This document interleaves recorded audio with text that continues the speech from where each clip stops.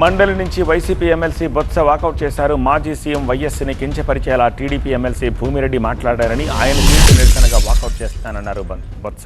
రాష్ట్రంలో అనధికారికంగా చాలా వైఎస్ విగ్రహాలున్నాయన్నారు టీడీపీ ఎమ్మెల్సీ భూమిరెడ్డి.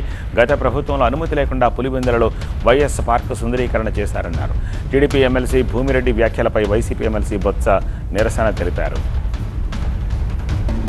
అనుమతి ఇవ్వకోకుండా జిల్లా కలెక్టర్ ఎలాంటి అనుమతులు మంజూరు చేయకోకుండా ఏ విధంగా రాష్ట్ర ప్రభుత్వ ప్రజల సొమ్మును అక్కడ దుర్వినియోగం చేయాల్సిన అవసరం వచ్చింది అధ్యక్ష.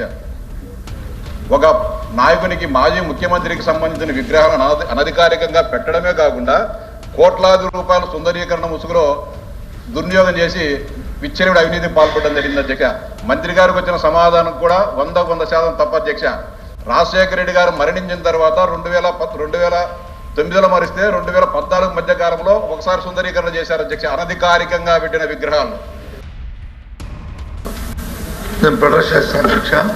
కానీ సభ్యులు మాట్లాడుతుంది కానీ లేకపోతే ఇస్తున్న ఆన్సర్ని కానీ ఒక మాజీ ముఖ్యమంత్రి, ఒక అందరికీ జనరంజక నాయకుడు, ఈ రాష్ట్రంలో ఎన్టీ రామారావు గారిని వైఎస్ రాజశేఖర రెడ్డి గారు ప్రత్యేకంగా రాజశేఖర గారు పేరెత్తి వారి విగ్రహాలు వచ్చి వారు జరుగుతుందని చెప్పి ఒక కక్ష పూర్తిగా మీరుగా మీ ఎత్తే చూసుకోండి, ఇక్కడ చూసుకోండి. ఇది సాంప్రదాయం కాదు అధ్యక్ష. ఇది మేము ప్రభుత్వానికి మేము చేస్తున్న చట్టవిరుద్ధమైన కార్యక్రమాలు చేయడానికి మేము దాన్ని సపోర్ట్ చేయడానికి మేము లేము. చట్ట ప్రకారం ఏం చేసినా మాకు అభ్యంతరం లేదు. కానీ వారు పేరెత్తి